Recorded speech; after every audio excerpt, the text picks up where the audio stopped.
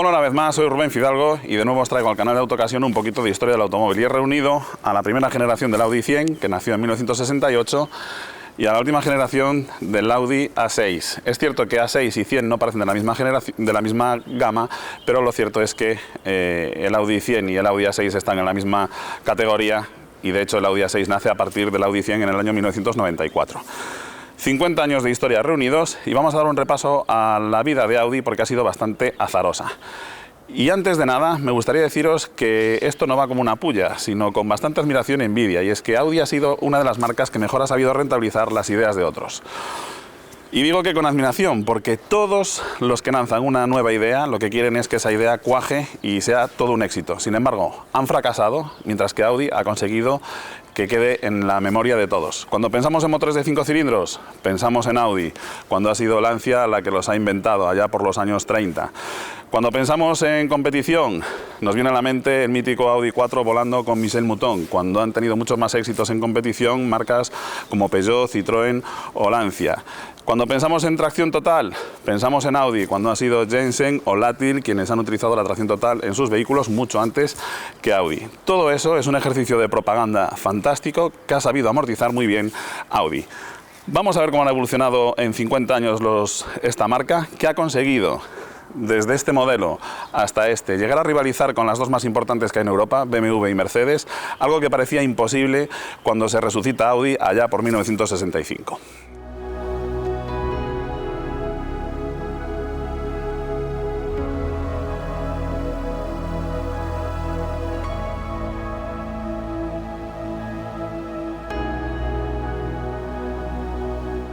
Vamos a dar un repaso a la historia de Audi, que es bastante azarosa y hay que verla bien para comprender qué es lo que ha sucedido con esta compañía. Su vida empieza en 1900 cuando August Horch funda la compañía Horch de automóviles, de la cual es despedido en 1909 por desavenencias con los demás socios y además porque tiene una personalidad un poco insufrible, según cuentan las crónicas. Lo echan de la compañía y además le prohíben utilizar su nombre para cualquier otro negocio que quiera emprender. Se ve obligado así a traducir su apellido, Horch, al latín, Audi, y funda la compañía de automóviles Audi a finales de 1909, ya en 1910. Fabrica automóviles de forma independiente entre 1909, 1910 más o menos, y 1932. Y en esos años la economía en Alemania es pésima, también en Europa, y la mayoría de los fabricantes tienen que asociarse para poder sobrevivir, exactamente igual que lo que estamos viviendo en nuestros días.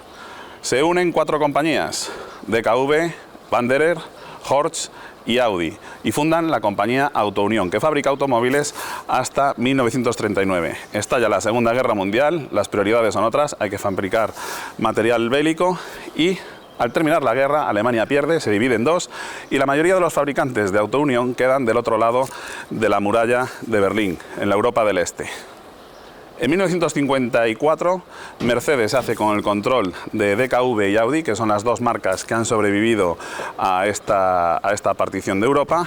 En 1964, Volkswagen le compra los derechos y la mayoría de las acciones a Mercedes. Y lo que hace es que los modelos de DKV, Audi estaba prácticamente desaparecida, los modelos de DKV de 2 tiempos los empieza a fabricar con motores de 4 tiempos y los renombra como Audi F103. El que antes era el DKV F102, misma carrocería, mismos acabados, mismo todo, se le pone un motor de 4 tiempos y se llama F103 con la marca de Audi. Empieza la fabricación de modelos de 4 tiempos y además en ese año, en 1964, también Volkswagen le compra las acciones a Mercedes y se queda bajo su control. El primer modelo que lanza Volkswagen, por decirlo de alguna forma, como Audi, 100% exclusivamente Audi, ya diseñado por completo por la propia compañía, es el Audi 100 y le llama así por la potencia de su motor, así que ya tenéis una idea de por qué el primer Volkswagen Polo nace como Audi 50.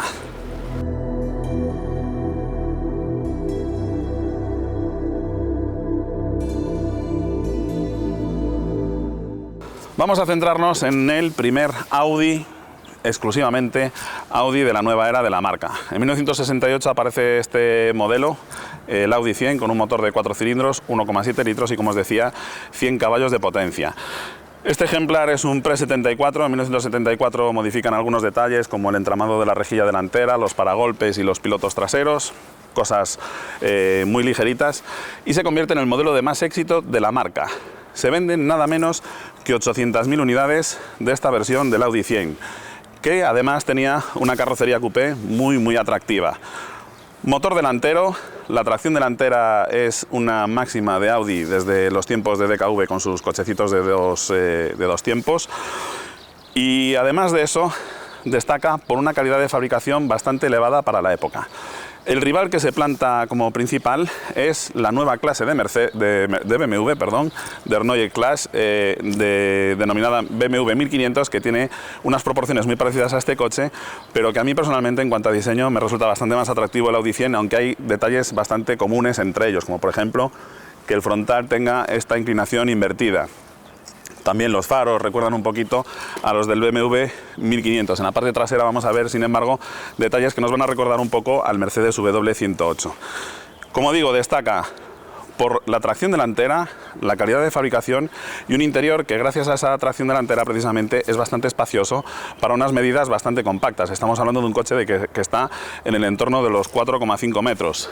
El Audi A6 que tenemos como rival se nos va hasta rozar casi los 5 metros, medio metro más de coche, cuando tiene un maletero más pequeño que el de este y unas plazas traseras también que no tienen mucho más espacio que las de este.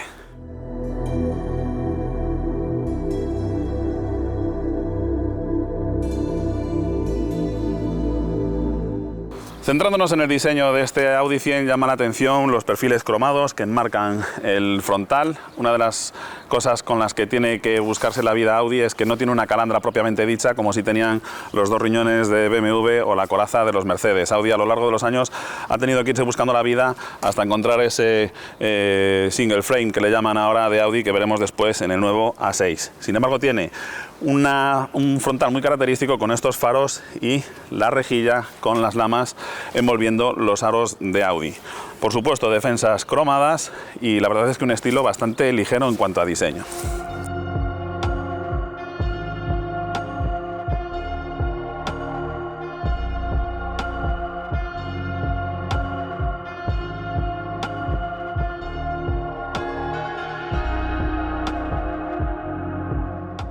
Damos un salto de 50 años y nos venimos hasta la última generación del Audi A6. Entre estos dos coches hay 8 generaciones, 4 como Audi 100 y otras 4 más como Audi A6. Ya sé que hay 5 generaciones del Audi A6, pero lo cierto es que la que hubo entre 1994 y el 98 era básicamente una evolución del Audi 100, un facelift del Audi 100. En esos años Audi ha ido buscando la manera de encontrar una coraza, una calandra que la identifique, y se ha dado cuenta de que las formas que le gustan son este peculiar hexágono que le llaman single frame de Audi. Por supuesto, han evolucionado muchísimo las cosas en 50 años. Teníamos lámparas de incandescencia, tenemos unos faros full LED, además con tecnología matricial en este caso. La aerodinámica también ha evolucionado una barbaridad. La tercera generación del Audi 100 incorporó un inventazo, que eso sí que hay que reconocer es el Audi, que fueron los cristales laterales completamente enrasados.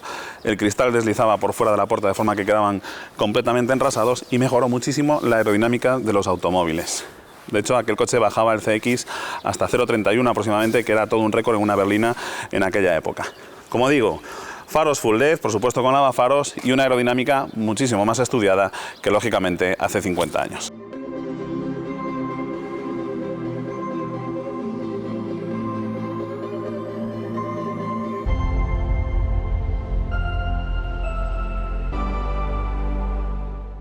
Aquí los tenéis juntos y bueno, aparte de que este es rojo y va a llamar mucho más la atención y este es blanco, quiero llamaros la atención sobre su tamaño. 4,94 metros de largo y este es 30 centímetros más corto, 4,64. Como veis, los frontales cambian por completo. Las diferentes teorías aerodinámicas que hay, este con un morro en el que la parte superior va más avanzada y este con un frontal mucho más redondeado. Esto es lo que os digo, que recuerda un poquito al BMW 1500 y también a los primeros 2002 y también la primera generación, los BMW de la serie 3 E21. Este coche ha sido sometido a una restauración desde cero de 10 puntos. La verdad es que parece que acaba de salir del concesionario y da bastante envidia verlo, así que vamos a ver los detalles. Perfiles cromados, una línea muy horizontal y, si os fijáis, muchísima superficie acristalada. Tiene unos pilares muy finos, salvo este pilar trasero. La verdad es que el coche tiene una especie de efecto invernadero en cuanto a la cantidad de cristal que tiene. Los acabados son muy buenos. De hecho, el Audi 100 destacaba en su época precisamente por eso, por la calidad con la que estaba fabricado. ¿Y rivales similares? Pues aparte de la nueva clase de BMW, el BMW 1500 que reflotó a la compañía después de la Segunda Guerra Mundial, tenemos modelos como por ejemplo el Opel Rekord, también alemán. Mercedes estaba un paso por encima en cuanto a precios, sobre todo, y la parte trasera sí que recuerda un poquito a los Mercedes, a los W108, esta parte trasera, esta nervadura aquí, incluso la forma de los pilotos traseros que veremos después cuando analicemos la trasera. Por supuesto, cromados, muy de moda en la época, y fijaos en la diferencia de tamaño de las llantas. Aquí tenemos unas llantas de 14 pulgadas, mientras que nos vamos a unas de 20 en el nuevo, una auténtica locura. Hay que tener en cuenta que las carreteras de la época estaban en un estado lamentable y unos neumáticos de mucho balón proporcionaban confort y hacían que las suspensiones no sufrieran tanto en los baches.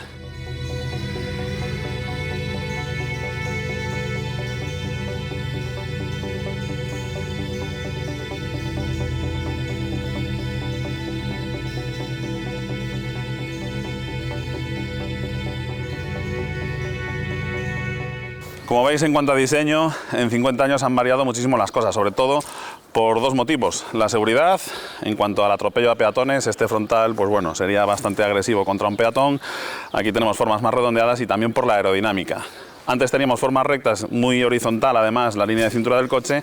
Aquí tenemos líneas curvas y además una línea de cintura bastante en cuña y un techo muy redondeado, que me va a perjudicar ligeramente el acceso a las plazas traseras. Pero hay que cumplir con la aerodinámica para bajar las emisiones y los consumos, algo fundamental. En cuanto a acabados y ajustes, pues también Audi sigue estando muy bien en cuanto a terminaciones y acabados en la carrocería. Esta unidad monta las llantas opcionales de 20 pulgadas. De serie viene con unas de 19, ahora con las opcionales de 20 pulgadas que, como veis, sobra. El disco cabe de sobra en la de 19 pulgadas y os recomiendo, como siempre, la llanta más pequeña de las disponibles. Con estas tenemos menos confort, el neumático es mucho más caro y, aparte de eso, las llantas con muchísimo diámetro lo que hacen es que luego la banda de rodadura se deforma mucho más cuando circulamos. De hecho, en esta unidad me he encontrado con unos neumáticos traseros desgastados de forma completamente irregular y hacen que el comportamiento del coche, luego cuando veáis la prueba dinámica, no me guste demasiado, sobre todo en autopista, en las curvas. Como siempre, os recomiendo mejor la llanta de serie 19 en lugar de las opcionales de más tamaño.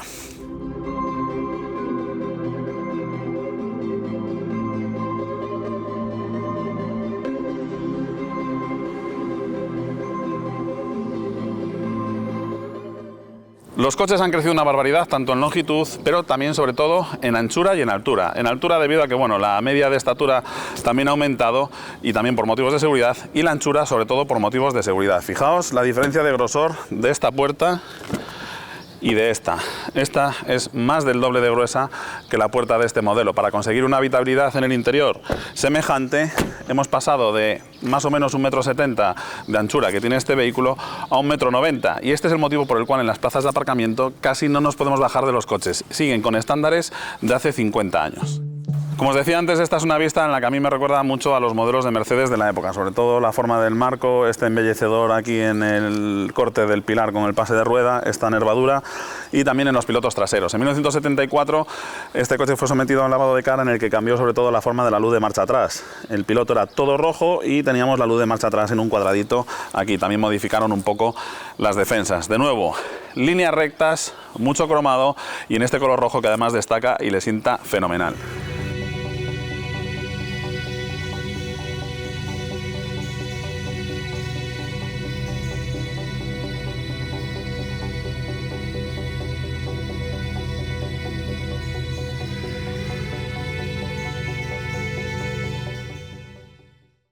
En la trasera de este Audi A6, bueno, pues de nuevo, formas muy redondeadas, tenemos unos pilotos con tecnología Full LED que se ven francamente bien, y de nuevo, si el primer Audi 100 se llamaba 100 por la potencia de su motor, Audi ya hace unos años que ha vuelto a utilizar la potencia de sus motores para denominar a los modelos. Aquí lo de 55 TFSI-E, a lo que hace referencia es a que tenemos un motor de 367 caballos, híbrido enchufable, del cual hablaremos ahora en detalle. Pero primero vamos a probar cómo ruedan estos dos coches.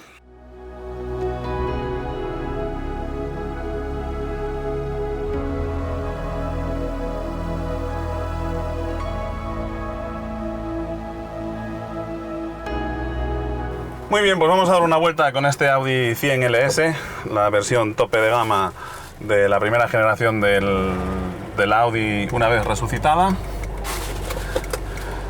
Y lo primero que nos va a llamar la atención es la enorme visibilidad que tenemos, pues eso, con los coches antiguos tenemos unos pilares muy delgaditos que nos dan una visibilidad extraordinaria, y esto la verdad es que hoy en día yo lo he hecho muy en falta en los coches modernos, sobre todo a la hora de circular por ciudad, porque cuando te metes en las calles es difícil ver a los peatones que están esperando para cruzar en la calle.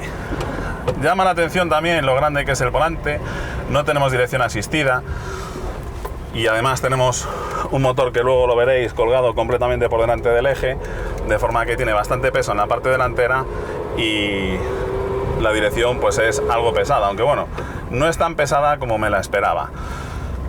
El comportamiento del coche es muy bueno. Audi fue de las marcas pioneras en adoptar la tracción delantera en sus coches y la verdad es que eran coches con una conducción muy sencilla que no planteaba ningún problema. El cuadro de instrumentos me gusta muchísimo, el salpicadero es precioso, la instrumentación se ve muy bien, además tiene una iluminación muy bonita por la noche. Me llama la atención ver el cuentavueltas pequeñito y con mucha más prioridad a la temperatura del motor y al nivel de combustible. Los asientos son muy cómodos, la gente grandona como yo pues echará en falta unos respaldos un poquito más altos, pero la verdad es que el mullido de los asientos, que son de muelles, es muy cómodo y la suspensión también es muy confortable. El motor de 100 caballos, la verdad es que mueve bien a un coche que es bastante ligero pese a su tamaño. Estamos hablando de que este coche pesa en el orden de la tonelada 100 aproximadamente, mientras que el Audi A6, que en este momento va detrás de mí, nos estamos yendo ya por encima de las 2 toneladas, pesa el doble que este coche. Caja de cambios de 4 marchas, la verdad es que el coche llanea muy bien y en carretera secundaria se va muy bien. Me encanta el tacto de los volantes de pasta, me recuerda a los primeros coches en los que yo aprendí a conducir con mi padre. También tenían volantes de pasta con el moleteado para los dedos aquí detrás. La visibilidad es excepcional y la verdad es que no es demasiado ruidoso dentro y se nota que es un coche de gran calidad y que además la restauración está muy bien hecha. En cuanto a los frenos, tenemos frenos de disco en el eje delantero y la verdad es que paran bastante bien al coche, con unas distancias bastante buenas y un tacto de pedal pues también muy bueno. En autopista vamos a echar en falta una quinta velocidad para reducir un poco el régimen al que trabaja el motor, pero la verdad es que el coche rueda maravillosamente bien y da gusto estos coches que están tan bien restaurados y que prácticamente es un reestreno andar con ellos. No tiene apenas holgura en la dirección, un coche que tiene ya pues más de 50 años. Esta unidad en concreto debe ser aproximadamente, no sabemos exactamente el año de fabricación, pero el año de matriculación en Portugal, porque ha llevado una vida bastante peculiar esta unidad en concreto, es de 1972, o sea que más o menos en ese año. Desde luego es un coche pre-74. Como digo, en autopista vamos a echar en falta, pues eso, una quinta velocidad para reducir un poquito el régimen al que funciona este motor. Pero por lo demás, el coche la verdad es que rueda muy bien. En cuanto a los consumos, bueno, pues acaban de terminar de restaurarlo, prácticamente no ha rodado con él, pero da la casualidad de que Carlos, su propietario, tuvo antes un Audi 100 Coupé, que podéis ver en mi blog de Rubén Fidalgo la prueba que hice de él. Es un coche muy llamativo y con él la media andaba en el entorno de los 10 litros. Era un motor relativamente potente para la época y los consumos andan eso, en unas medias en torno a los 9-10 litros aproximadamente, que no estaba mal para la época de este coche. Equipamiento, bueno, pues este es un LS con el equipamiento tope de gama y nos trae pues los detalles imitando madera en el salpicadero, en el cuadro de instrumentos, los limpiaparabrisas de varias velocidades, un reloj horario, la tapicería mixta en velour y en Sky. En fin, esos eran los lujos que había en la época. Por supuesto, no hay airbag, no hay navegador, no tenemos asistentes avanzados a la conducción, pero el coche lo que tiene de serie es muy buena calidad, muy buenos acabados y un diseño bastante atractivo para la época. En España, por desgracia, este coche solamente lo pudieron disfrutar en las Islas Canarias, que era donde sí que se podían importar este tipo de vehículos. Los que hemos podido ver por la península, la mayoría eran o bien de migrantes que venían de Alemania, o si no también traídos a través de ferias especiales como por ejemplo el Salón de Barcelona. De hecho, este coche, aunque ha sido un éxito de venta, se vendieron, como digo, 800.000 unidades, fue un pelotazo que pegó Audi y Volkswagen en los primeros años 70. En España es un coche rarísimo de ver porque, como digo, las importaciones estaban literalmente prohibidas. En fin, el rodar del coche me ha encantado. Me gusta muchísimo cómo está restaurado, con muy buen gusto, respetando muchísimo la originalidad del coche y además con unos acabados impecables. Enhorabuena, Carlos, porque tienes un cochazo.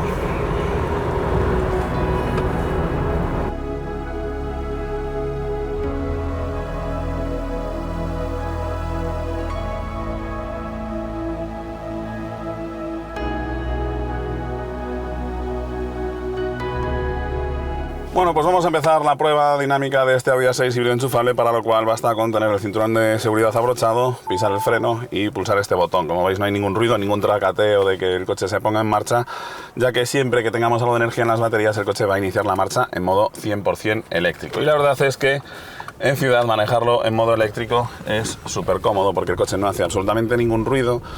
Con la potencia que tiene en modo eléctrico se mueve más que de sobra.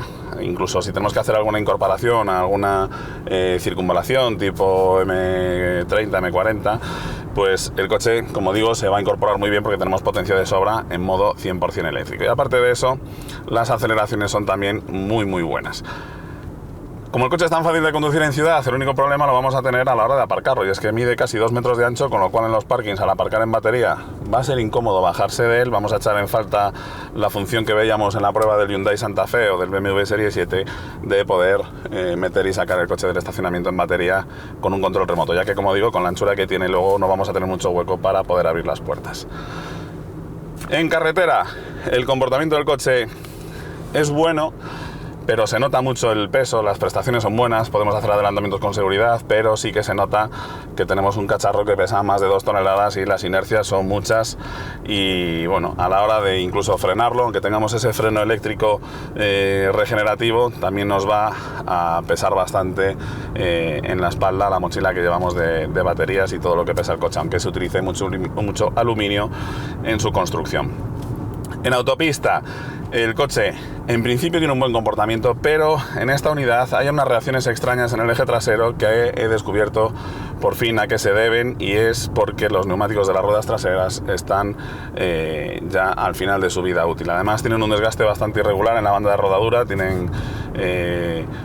Luego os mostraré un detalle de cómo están desgastados, pero eso es lo que está haciendo que cuando tenemos una curva rápida de autovía y hay algo de rodera en el asfalto, o bien pasamos por una junta de dilatación, la parte trasera del coche me hace unas cosas un poco extrañas que me quitan muchísima confianza a la hora de trazar curvas rápidas en autovía. La verdad es que en ese sentido me ha decepcionado, y es extraño porque he probado otros Audi A6 en los cuales la verdad es que el coche parecía que iba sobre raíles. O sea que por eso digo que esto es un problema que tiene esta unidad, y lo achaco a la diferencia de estado de los neumáticos. Tenemos un reportaje en Autocasión en el que os comentamos que los neumáticos nuevos, o los que estén en mejor estado o sean de mejor calidad, siempre se deben de montar en el eje trasero, y en este caso es al revés. Tenemos unos neumáticos traseros hechos un desastre y los delanteros en bastante buen estado, con lo cual achaco ese comportamiento errático, esa trasera un poco nerviosa, al estado de los neumáticos.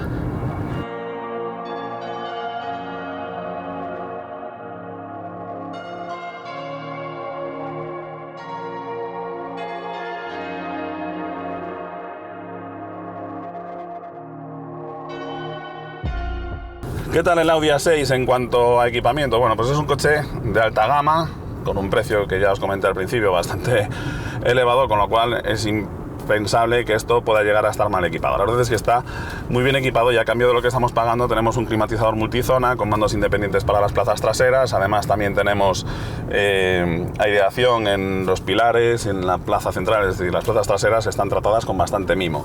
Iluminación ambiental, mucha tecnología. En cuanto a asistentes a conducción, tenemos el coche, la verdad es que con la tecnología que tiene prácticamente podría conducir de manera semiautónoma, aunque por la legislación, pues bueno, siempre tiene que estar el conductor supervisando. Tenemos un asistente de mantenimiento y centrado en el carril, asistente de conducción en autovía, que nos va guiando prácticamente el coche. Tenemos también un sistema muy interesante de conducción económica, en la cual el pedal del acelerador tiene como una mayor dureza, entonces él detecta, por ejemplo, si nosotros ahora estuviéramos circulando por una vía en la cual estamos limitados a 90 km por hora, pero en 1 kilómetro el límite va a ser de 50, ya el pedal del acelerador nos va a dar como una especie de vibraciones que nos van a indicar que levantemos el pie del acelerador para ir perdiendo velocidad y que cuando lleguemos a la señal de 50, ¡pum!, el coche ya esté plantado a 50 km por hora, de forma que vamos haciendo una frenada muy progresiva, regenerando las baterías y ahorrando mucho combustible. En ese sentido, la verdad es que el coche, en cuanto a asistencias a la conducción, está a muy buen nivel. Y además las asistencias funcionan bastante bien, son bastante eficaces. Incluso el asistente de luz de carretera. En cuanto a iluminación, por cierto, excelente. Tenemos unos faros de sistema matricial LED, que cada LED me ilumina una zona de la carretera y va provocando sombras en las zonas en las que detecta tráfico para no deslumbrar al resto de los conductores. Como digo, los asistentes a la conducción muy buenos. En cuanto a conectividad, pues también está bastante bien servido. Tenemos, por supuesto, Apple CarPlay y Android Auto. Tenemos un puerto de carga inalámbrico. Tenemos también las aplicaciones de Audi para poder, pues, incluso conectar la climatización o poner el coche a cargar remotamente desde el teléfono. Podemos consultar también la ubicación del vehículo, la autonomía restante que tenemos tanto del eléctrico como de combustible, en fin. En cuanto a conectividad, el coche también está muy bien servido.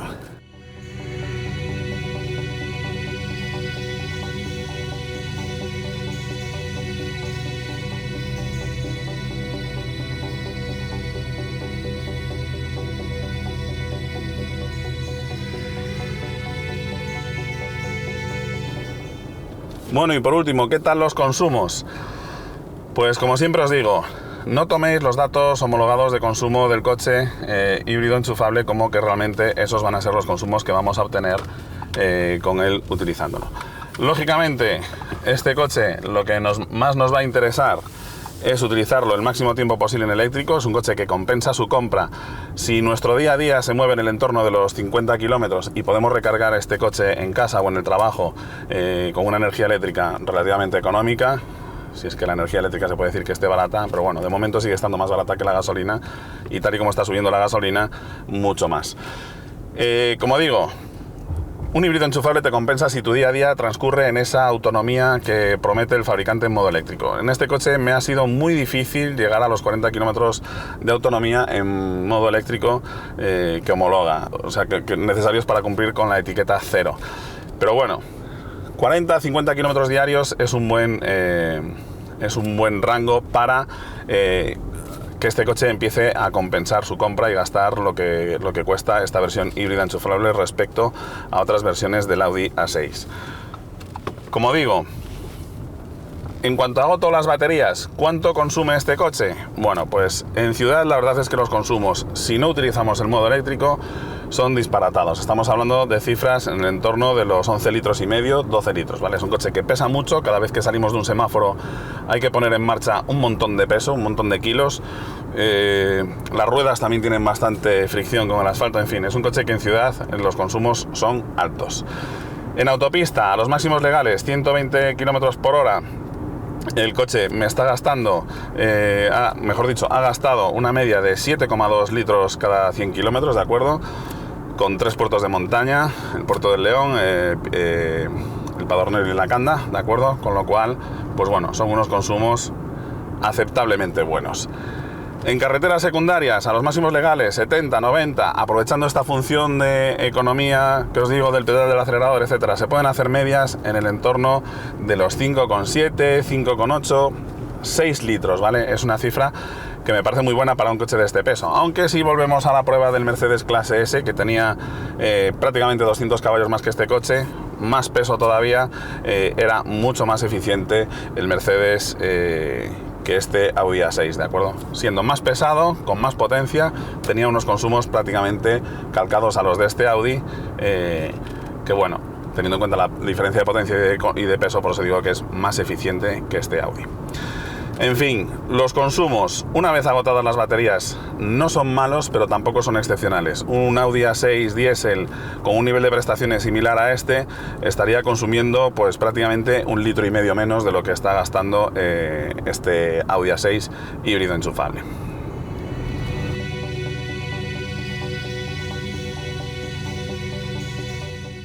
Bueno, hemos dado una vuelta con ellos, ahora toca analizarlos técnicamente, ver sus motores y también los interiores. Y para eso, ya que estamos aquí en Salvaterra, una zona de vinos, nos hemos venido hasta el Pazo Fillaboa del grupo Masabeu Bodegas, con denominación de origen de aquí de Rías Baixas, para estar tranquilos y poder verlos con calma. Aquí tenemos el Audi 100, motor delantero, tracción delantera. Audi A6, motor delantero y tracción 4, y además un sistema híbrido enchufable del que vamos a hablar detenidamente ahora mismo. Como os decía, Audi siempre apostó por la tracción delantera, sobre todo si tenemos en cuenta que realmente cuando resucita la marca es para renombrar a DKV y sus motores de 4 tiempos en lugar de los de 2 tiempos de la etapa anterior. Es un motor de 4 cilindros, entre 1,7 y 1,8 litros de cilindrada, 100 caballos, de ahí la denominación del modelo, y aunque es un motor que no tiene muchos alardes, sí tiene cosas relativamente modernas para la época. Ya es una culata de flujo cruzado, la admisión está por aquí, el escape justo enfrente. Tiene, eso sí, totalmente emboladizo, lo veréis ahora en otro plano, y entre las cosas llamativas está que los discos de freno están, como en el Citroën GS, a la salida del diferencial para reducir las masas no suspendidas y mejorar el comportamiento del eje delantero. No podemos obviar que es un coche que tiene mucho peso emboladizo por delante del eje, y también la dirección por cremallera y con un amortiguador enorme que vais a ver ahora. Aquí tenéis el vano motor recién restaurado, esto es como un quirófano, se podría operar a alguien aquí a corazón abierto prácticamente, y como veis el motor cuelga por completo por delante del eje. Ahí veis en el diferencial trasero los discos de freno y la mencionada dirección por cremallera con este enorme amortiguador que lo que hace es estabilizar un poco la dirección en un coche en el que todo este peso por delante del eje condiciona bastante el comportamiento del coche, y todo eso lo que busca es minimizar ese efecto subvirador de este modelo. 50 años después, la ley manda, hay que meterle a los coches un montón de sistemas electrificados para reducir las emisiones. Un consumo homologado de 1,6 litros a los 100 kilómetros nada más, aunque en los híbridos enchufables ya os he dicho varias veces que el consumo homologado solamente me sirve para comparar la eficiencia entre dos híbridos enchufables. Luego veréis que los consumos van a ser mayores de esos 1,6 litros. ¿Cómo es el sistema híbrido? Bueno, pues tenemos un motor de 4 cilindros, turbo de gasolina, TFSI, de 252 caballos de potencia, ¿de acuerdo? Con 300 y pico Nm de par. Va asociado a una caja de cambios Tiptronic de 7 marchas, con dos embragues, con un embrague bidisco en baño de aceite, y no necesita un convertidor de par porque el motor eléctrico de 142 caballos va integrado dentro de esa propia transmisión. La potencia conjunta llega hasta los 367 caballos y 500 Nm de par.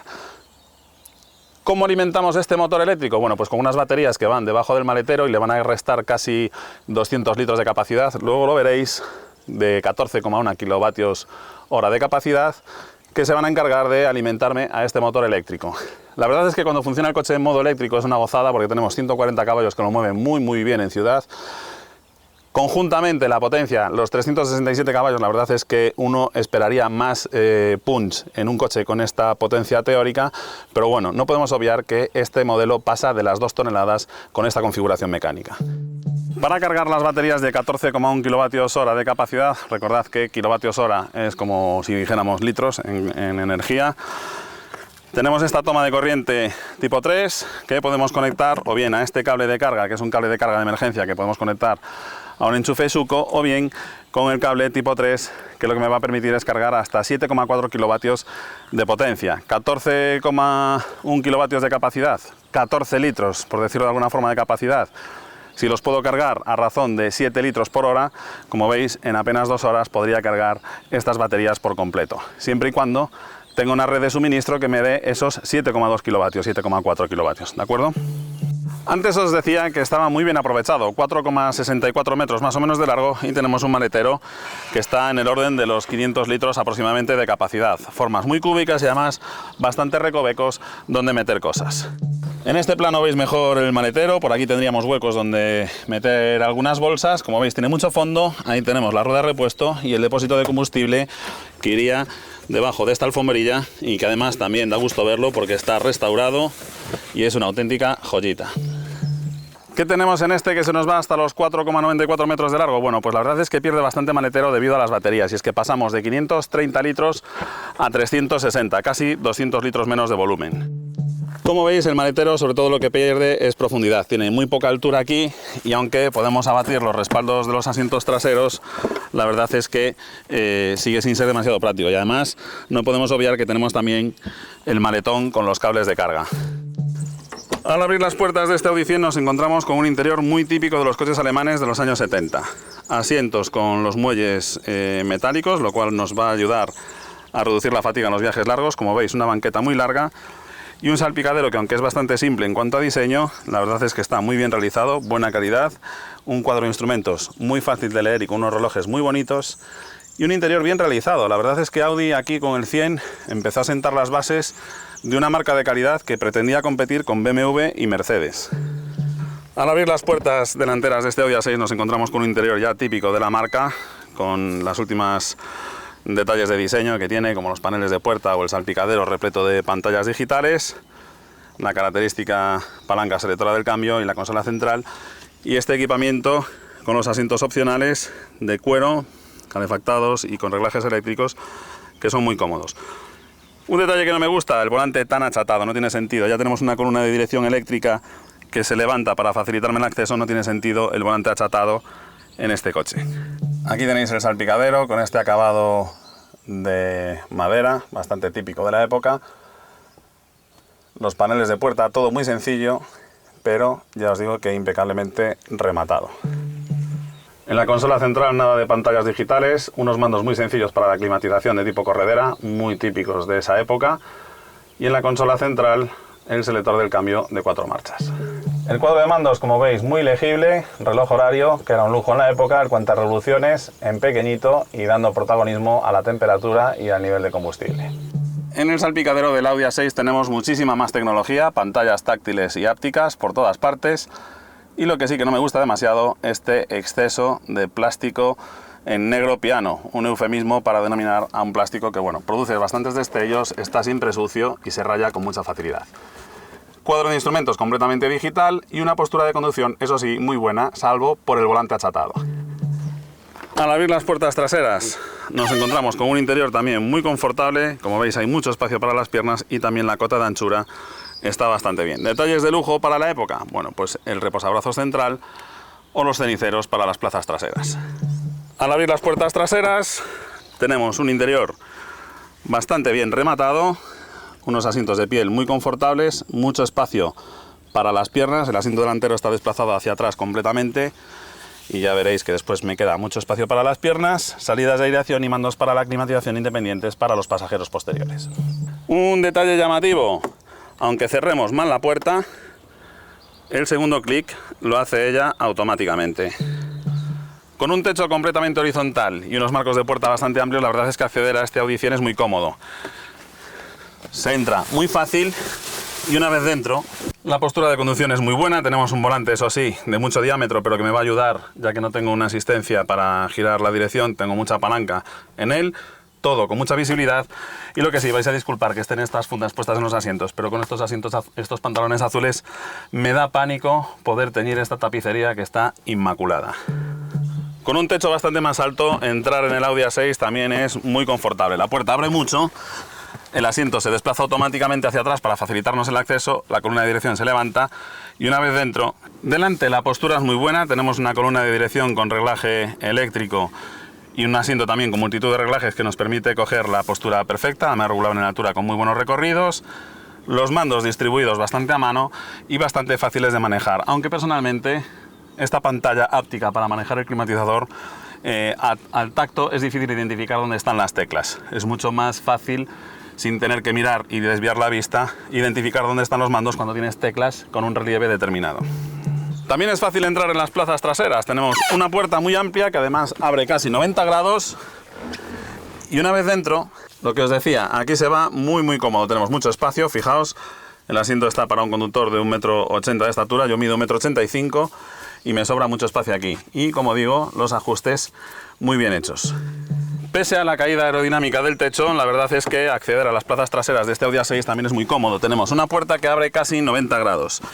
Y una vez dentro, la verdad es que aquí detrás se viaja con mucho confort. Fijaos, el asiento delantero está puesto para un conductor de 1,90 m de estatura, me siguen sobrando mucho espacio para las rodillas, también tengo suficiente altura para la cabeza Y donde sí que hay algo de estrecheces es precisamente en la cota de anchura. 3 adultos aquí van con el síndrome del siamés.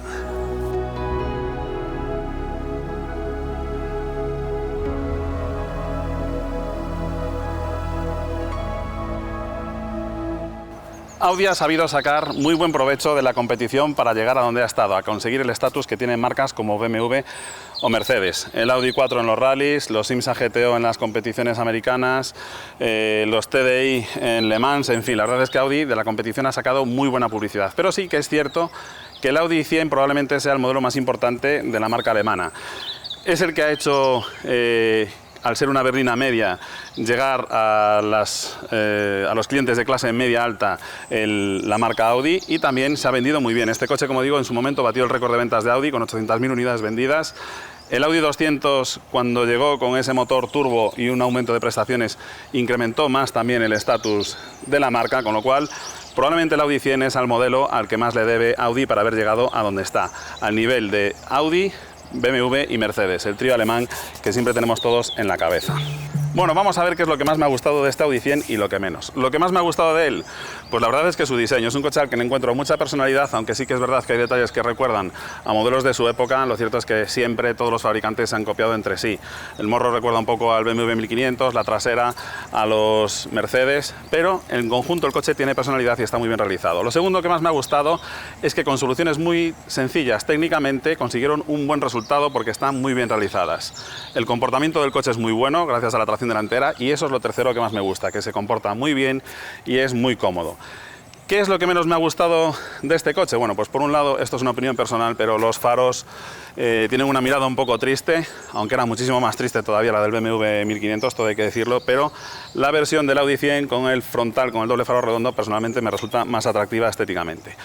Lo segundo que menos me ha gustado es que el volante tiene muchísimo diámetro. Es cierto que hace falta no tener una dirección asistida, pero para gente como yo, un poco alta y sobre todo corpulenta, te molesta un poco el aro tan grande, te roza contra las piernas y te obliga a conducir con las piernas un poco abiertas. Y lo tercero que menos me ha gustado de este coche es que, al ser una berlina y los aficionados de los clásicos somos un poco pijos para esto, no está con las cotizaciones que se merece. Por un coupé se paga más del doble de lo que vale esta berlina, cuando tecnológicamente, técnicamente y en cuanto a calidad, este coche es exactamente igual que un coupé. Eso es lo que menos me gusta del coche, y no es tanto culpa del coche. Hemos criticado a su tatarabuelo y ahora toca criticar al nuevo. Y la verdad es que lo que más me ha gustado del nuevo Audi A6, bueno, no tan nuevo, son los faros full LED con Matrix LED. La verdad es que la iluminación es formidable, por la noche es como conducir prácticamente por el día. Lo segundo que más me ha gustado no es del coche, es de la legislación que tenemos en España, y es la etiqueta cero, que tiene un montón de ventajas. Peajes gratuitos en algunas comunidades autónomas, parkings gratuitos en el centro de la ciudad, acceso al centro de la ciudad, en fin, la verdad es que la etiqueta cero es casi la principal ventaja que tienen los híbridos enchufables hoy en día. Y lo tercero que más me ha gustado es que la verdad es que el coche es súper confortable a la hora de conducirlo, aunque es verdad que en esta unidad, debido al problema que tengo con los neumáticos traseros, la trasera es un poco nerviosa y no me ha gustado demasiado su comportamiento en carretera, pero ya digo que no es culpa del Audi A6, sino de esta unidad en concreto y el estado de los neumáticos traseros. ¿Qué es lo que menos me ha gustado de este coche? Bueno, pues por un lado el peso. Es una burrada, estamos por encima de las 2 toneladas y eso me va a perjudicar mucho los consumos en ciudad, que es lo segundo que menos me gusta. Estamos hablando de que en ciudad, si agotamos las baterías y tenemos que utilizar el coche en modo híbrido, ya sé que no es la natural, pero nos puede suceder, los consumos se nos van a ir por encima de los 12 litros.